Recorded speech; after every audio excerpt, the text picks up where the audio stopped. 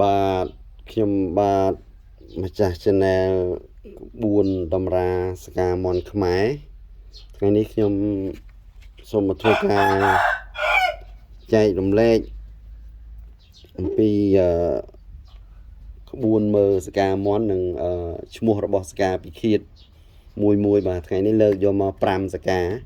មកចែកជូនបងប្អូនទុកគ្រាន់ជាការ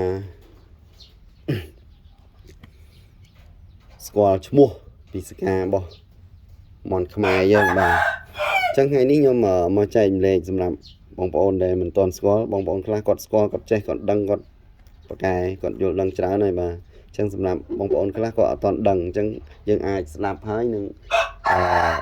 ស្គាល់ឈ្មោះវាទៅបាទមិនមែនថាស្ដាប់ហើយយកទៅលេងលុយអីដឹងឈ្នះអត់ទេមិនមែនអញ្ចឹងទេណាបងប្អូនគ្រាន់ថាសកាមួយវាមានឈ្មោះដូចជាក្បាច់គុណបុរាណខ្មែរយើងអញ្ចឹងគឺវាសិតតែមានឈ្មោះសកាក៏ដូចគ្នាដែរចាស់ពីដើមបុរាណហ្នឹងគាត់ដាក់ឈ្មោះឲ្យបាទអញ្ចឹងថ្ងៃនេះខ្ញុំទី1ខ្ញុំមកចែករំលែកអំពីសកាផាត់អាកាសទី2គឺខ្ញុំមកចែករំលែកសកានាគពាន់និងជុំកឡង់បាទទី3ជុំកឡង់ទី4មហាតម្ងន់រំជួយមេឃ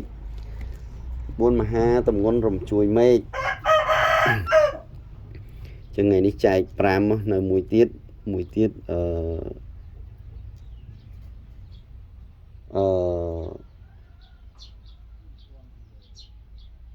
ជាប់ព្រះធរណីចឹង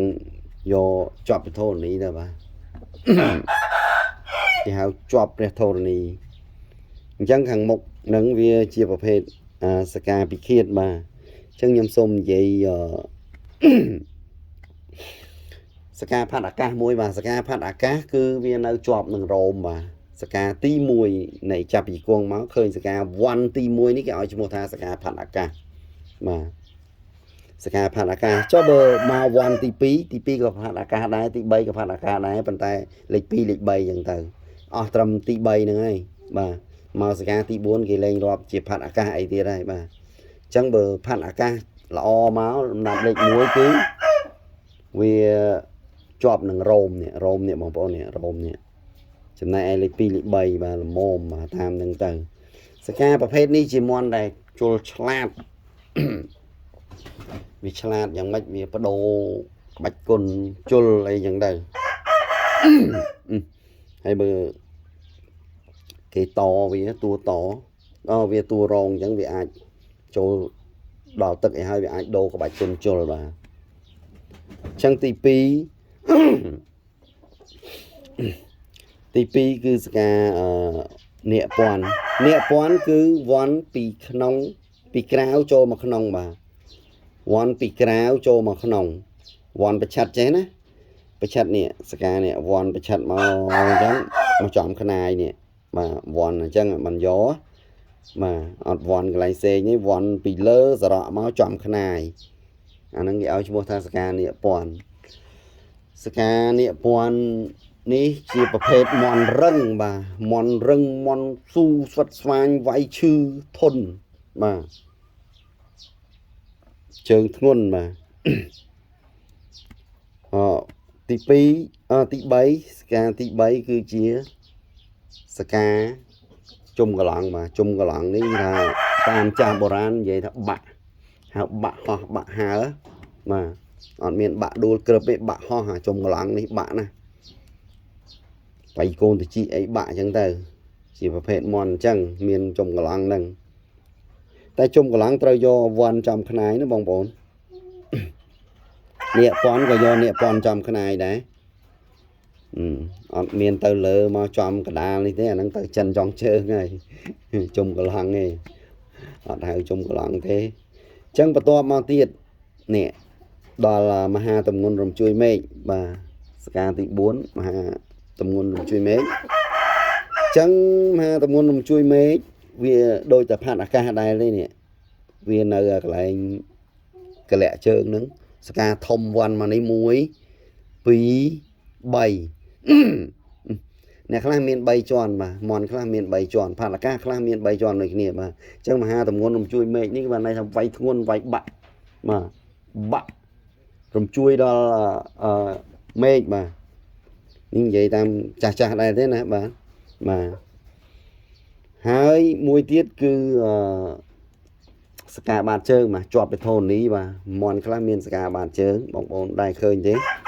ខ្ញុំធ្លាប់ឃើញហើយបាទមន់សកាបាតជើងនេះជាប្រភេទមន់រឹងបាទមន់រឹងដែរធ្លាប់ជួបបាទហើយវាយឈឺបាទហើយមួយទៀតសូមជម្រាបបងប្អូនថារាល់សកាមន់ទាំងអស់វាមានអាវុធពិឃាតរបស់វាហើយជាសកាពិឃាតបើនិយាយទៅជាអាវុធពិឃាតសកាពិឃាតហើយបងប្អូនត្រូវមកមើលខាងក្រោយ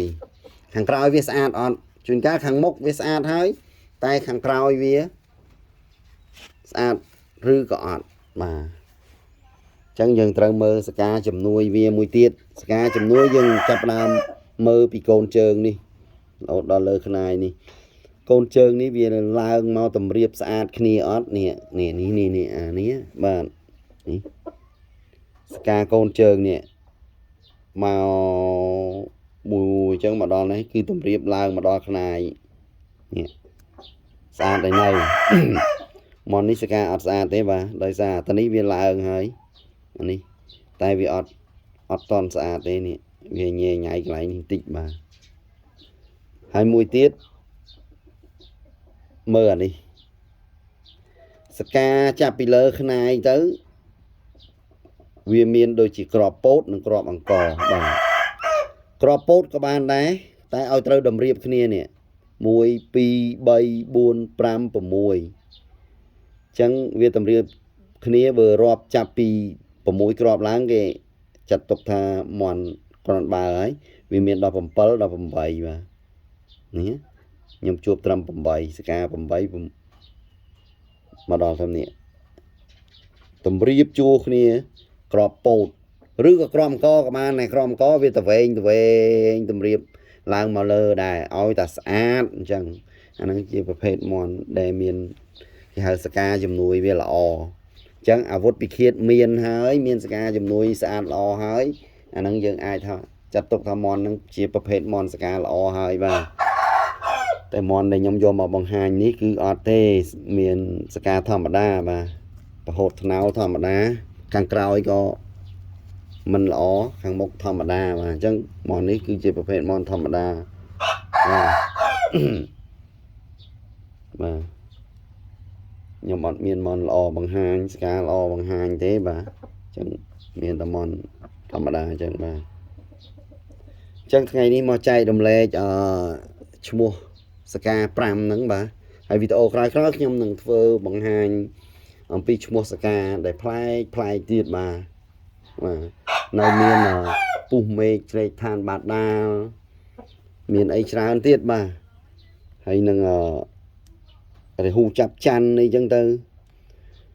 នៅមានខែលរងបាទស្កានេះនៅមានអ្វីច្រើនទៀតមកចែកជូនបងប្អូនបាទអញ្ចឹងបងប្អូនដើម្បីមើលឃើញវីដេអូក្រោយៗទៀតនោះបងប្អូនជួយចុចរូបកណ្ដឹងបាទចុចរូបកណ្ដឹងមកហើយនឹងចុចឲ្យមេដៃទៅនៅក្នុង Channel YouTube របស់ខ្ញុំនេះដើម្បីជាការលើកទឹកចិត្តឲ្យខ្ញុំបាទនឹងមានកម្លាំងចិត្តធ្វើវីដេអូបង្ហាញតទៅទៀតបាទសូមអរគុណបងប្អូនបាក់សីកីឡាទាំងអស់និងសូមជម្រាបលាត្រឹមប៉ុណ្ណឹងបាទសូមអរគុណជួបគ្នានៅវីដេអូក្រោយៗទៀតបាទដោយក្តីរីករាយ